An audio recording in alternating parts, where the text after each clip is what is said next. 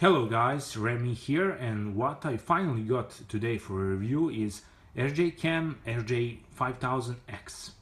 It is elite version, the packaging is really rich, the camera supports 4K video recording, also it have nice features like gyro video stabilization and VDR mode, which stands for wide dynamic range video recording when high contrast scenes are present. Before we start unboxing and a review, I want to note one thing. If you decide to buy this camera, you should ask your supplier if they have a camera from first batch or second batch. That is important to know because the majority of the first batch is having audio problems, and manufacturers stated that they fixed an audio problem in second batch, so keep that in mind. On the left side of the box you have a code to check if your SJCAM is original one. The boxing is a bit different than before. You have a sliding part.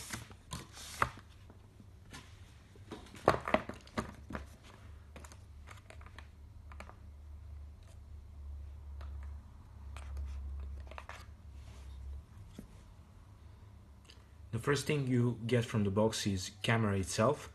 It's placed in waterproof case.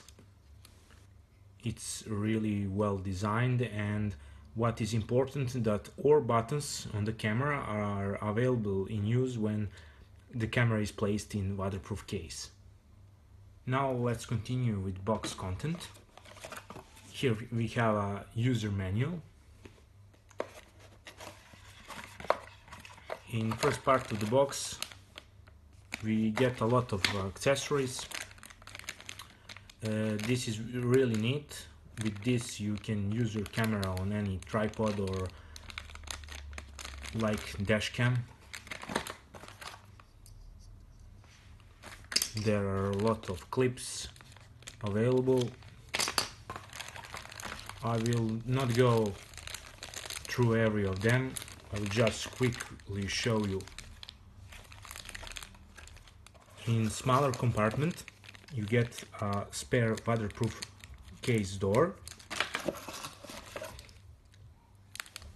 USB charging cable and synchronization, few stickers and few bands. These are for helmet, cleaning cloth, and you get a rubber protector for camera lens. And now let's check out the camera. To open case you need to slide this button down.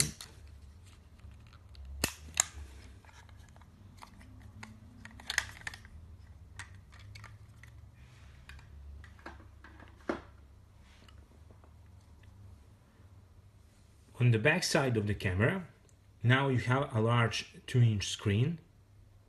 You get a pre-applied screen protector. Also in the bottom left corner you have 2 LED notification lights.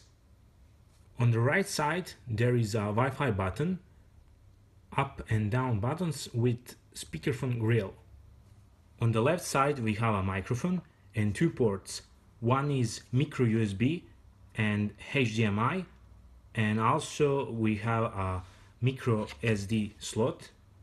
In my case I am using a Samsung Evo 64GB, and this camera can't read 64GB cards because it doesn't support a file system of 64GB, so I needed to format it on half of its actual size. So now it is 32GB, fat 32, and now it works fine. On top side we have a recording and select button, also with one more LED notification light, and on bottom side we just have a battery slot.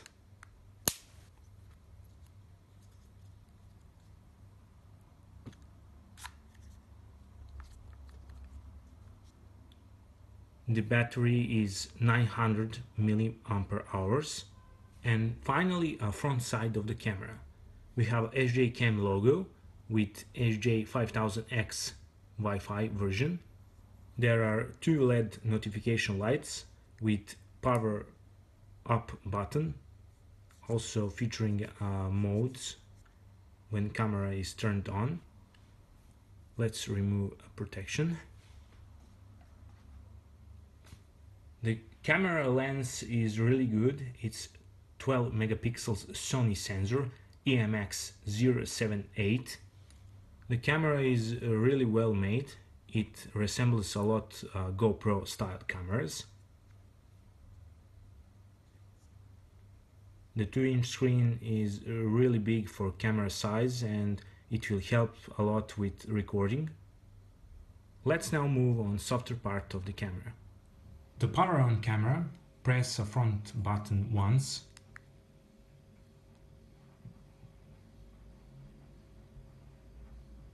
The camera software version is 1.2 and always try to have a latest version because the manufacturer is constantly upgrading camera with new features and audio and video quality. The display is big with good visibility. What I noticed is a few dead pixels. I hope you can see them. It is one here and there is also one on left part of battery indicator. This doesn't mean that you will get a display with bad pixels. Just I think that manufacturer needs to improve quality control. Enter menu mode by pressing a front button twice. I won't do a detailed review of all these options. I will focus on a setup menu with interesting features. We have 3 interesting resolution selections: a 4K with 24 FPS, 2K with 30 FPS and 1080p with 60 FPS. What you need to know about 4K video and this camera. The actual advertised 4K video resolution for this camera is 3840 by 2160 and actual resolution which you get from a video file is 2880 by 2160. It is still considered a 4K video, so it's nothing major. Also, a 4K resolution in this case is interpolated from 2K. I'm not sure for specific details about that. Maybe they change that in future software releases, but for now I am preferring to use the 2K video with 30 FPS. It is still one of the best cameras with 4K as it is for the price point. And let's move on. Here you can set angle of view, and this is a really nice feature. VGR, wide dynamic range. It is really useful in high contrast of light scenes, so it is a really nice option to have. And gyro sensor. You need to know that it crops a picture a bit. It's not too much, but you should know that information. The camera features a light set option. Basically, camera have 3 notification lights. It's on top, on the front and on the back. And in this setup menu you can set off, so all 3 are off.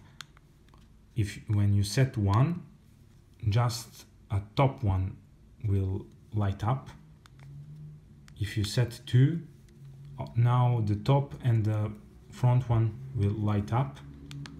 And if you set 3, all 3 will light up.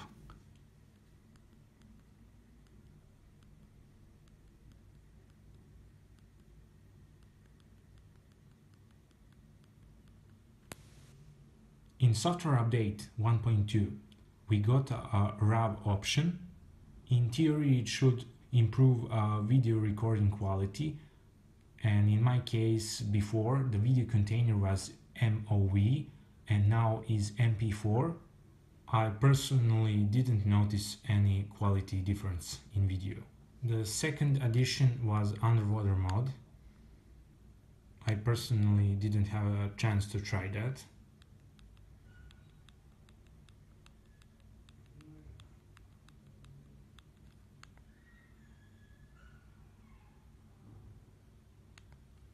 Now let's check out a few video samples.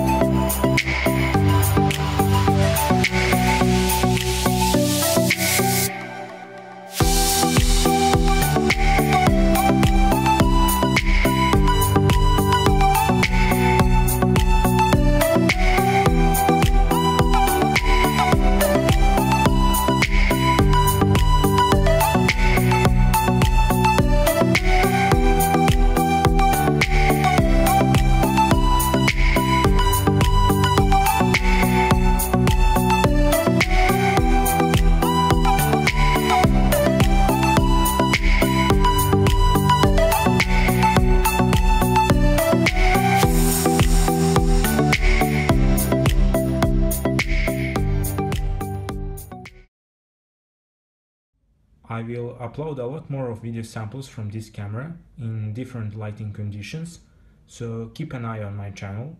I got this camera from GearBest and I will put links down below, so if you like this camera you can buy it from them. In the end, I hope you enjoyed watching this review. If you like, please thumbs up and subscribe, and until next time, see ya!